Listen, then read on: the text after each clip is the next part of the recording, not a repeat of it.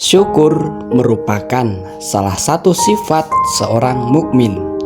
Oleh karena itu, Nabi Shallallahu Alaihi Wasallam pernah bersabda tentang keadaan seorang mukmin. Sungguh menakjubkan keadaan seorang mukmin. Semua urusannya baik baginya, dan yang demikian itu tidak terjadi kecuali pada seorang mukmin.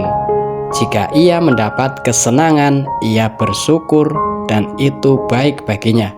Jika ia tertimpa kesusahan, ia bersabar dan itu baik baginya. Hadis riwayat Muslim. Syukur mempunyai banyak buah yang dapat dipetik. Semuanya kembali kepada hamba dan tiada satupun yang kembali kepada Allah. Apabila seorang hamba bersyukur, maka sejatinya dia telah bersyukur untuk kebaikan dirinya sendiri. Sebaliknya, apabila seorang hamba kufur mengingkari nikmat, maka kekufurannya itu akan merugikan dirinya sendiri pula. Nabi Sulaiman alaihi salam pernah berkata sebagaimana yang diabadikan di dalam Al-Quran, "Ini termasuk karunia Tuhanku untuk mencobaku, apakah aku bersyukur atau mengingkari akan nikmatnya. Dan barang siapa yang bersyukur, maka sesungguhnya dia bersyukur untuk kebaikannya dirinya sendiri. Dan barang siapa yang ingkar, maka sesungguhnya Tuhanku Maha Kaya, lagi Maha Mulia." Quran Surat An-Naml ayat 40. Buah-buah dari syukur antara lain adalah sebagai berikut. Yang pertama, selamat dari azab atau siksa Allah. Allah tidak akan mengazab seseorang selama ia mau beriman dan bersyukur. Allah Ta'ala berfirman, Allah tidak akan menyiksamu jika kamu bersyukur dan beriman. Dan Allah adalah maha mensyukuri, lagi maha mengetahui. Quran Surat An-Nisa ayat 147. Ibnu Jarir rahimullah berkata, sesungguhnya Allah Jalla Sanauhu tidak akan menyiksa orang yang bersyukur dan beriman. Yang kedua, mendapatkan ridho Allah. Buah syukur yang kedua sebagaimana disabdakan oleh Rasulullah Shallallahu Alaihi Wasallam dari sahabat Anas bin Malik radhiyallahu anhu bahwa akan mendapatkan ridho dari Allah Ta'ala.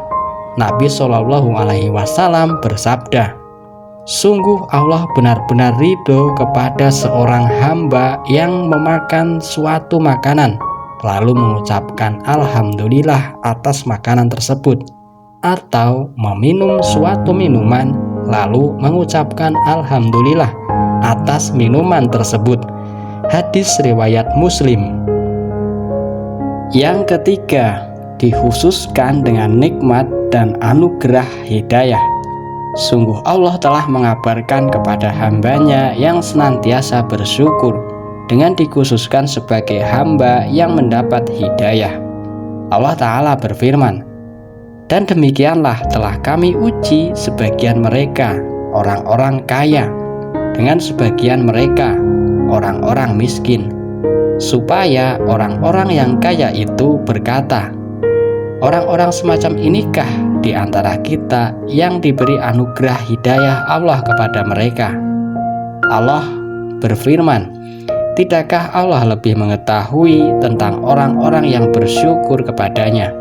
Quran Surat Al-An'am ayat 53. Ibnu Jarir rahimullah berkata, Allah lebih mengetahui mana di antara hamba-hambanya yang bersyukur maupun kufur, dan nikmat hidayah diberikan kepada mereka yang senantiasa bersyukur. Yang keempat, terpelihara dan terjaga nikmat. Syukur adalah penjaga atau pengawal nikmat dari segala sebab yang mengakibatkan hilangnya nikmat tersebut.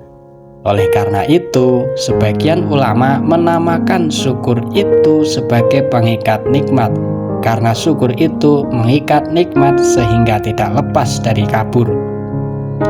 Umar bin Abdul Aziz rahimullah berkata, ikatlah nikmat-nikmat Allah dengan bersyukur kepada Allah. Yang kelima, ditambahkannya nikmat. Allah Ta'ala telah menjanjikan dalam kitabnya yang mulia bahwa Allah akan memberikan tambahan nikmat kepada orang-orang yang bersyukur. Allah Ta'ala berfirman, dan ingatlah juga tatkala Tuhanmu memaklumkan, sesungguhnya jika kamu bersyukur pasti kami akan menambah nikmat kepadamu. Quran Surat Ibrahim ayat 7. Mungkin ada orang-orang di sekitar kita yang usahanya tidak sekeras kita, namun Allah berikan nikmat yang banyak kepadanya. Hal ini bisa jadi disebabkan karena besarnya rasa syukurnya kepada Allah.